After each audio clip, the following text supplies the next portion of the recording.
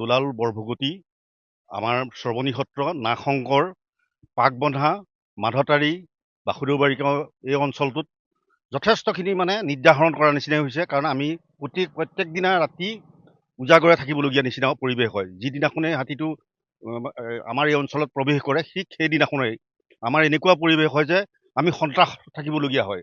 কাৰণ ৰাস্তালৈ ওলাবলৈ ভয় লাগে।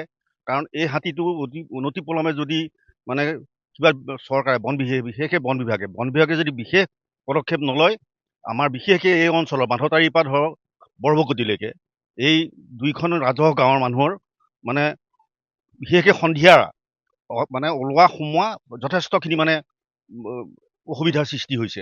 এতিয়া বনৰীয়া হাতীৰ একদম উপদ্ৰৱৰ কাৰণে কোনো মানুহ ঘৰৰ পৰা সন্ধিয়া সময় ওলাব নোৱাৰা হৈছে, প্ৰথম কথা। দ্বিতীয় কথা, ধান ভঁৰাল ভাঙিছে, ঘৰ ভাঙিছে, সেইটো পিছৰ কথা। এতিয়া ভঁৰালী নামঘৰত মানুহ মাৰিছে, সৰুভগীয়াত মানুহ মাৰিছে, নিজৰ ডিপাৰ্টমেণ্টৰ মানুহ মাৰিছে, ডিপাৰ্টমেণ্টেই আগবাঢ়িবলৈ বিচৰা নাই।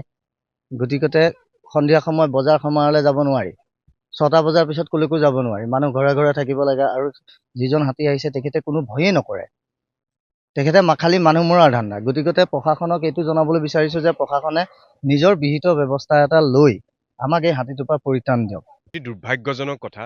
বন বিভাগ বোলা বিভাগটো আছেনে নাই এতিয়া সন্দেহ হৈছে ৰাইজৰ। আজি অসমৰ বন বিভাগৰ, অসম চৰকাৰৰ আটাইতকৈ ব্যৰ্থ বিভাগটোৱে হৈছে বন বিভাগ। আজি কলিয়াবৰৰ গোটেই অঞ্চলসমূহ, কলিয়াবৰ সামগ্ৰিক প্ৰায়ভাগ অঞ্চলত হাতীৰ উপদ্ৰৱৰ ক্ষেত্ৰত মানুহ থাকিব নোৱাৰা হৈছে। মানুহৰ নিদ্ৰাহৰণ হৈছে, নিশা কলৈও ওলাই যাব নোৱাৰা হৈছে। এটা হাতীয়ে 4জন মানুহৰ প্ৰাণহানি কৰিছে। তাৰ পিছতো নিৰ্বিকাৰ বন বিভাগ। ইয়াৰ পিছতো একো ব্যৱস্থা গ্ৰহণ কৰা নাই। আৰু বন বিভাগৰ বন মন্ত্ৰীজনে তাতকৈ এজন বনকৰ্মীও সাৰি যোৱা নাই। তাৰ পিছতো এজন মন্ত্ৰী উপস্থিত হোৱা নাই। বন মন্ত্ৰীজন এতিয়া ক'ত আছে? এটা হাতী মৰিলে, আন জীৱ জন্তু মৰিলে তেওঁলোক যে দৌৰি ধাপৰি আহে, এতিয়া যে মানুহ মৃত্যু হোৱাৰ পিছত তেওঁলোক এতিয়া ক'ত আছে?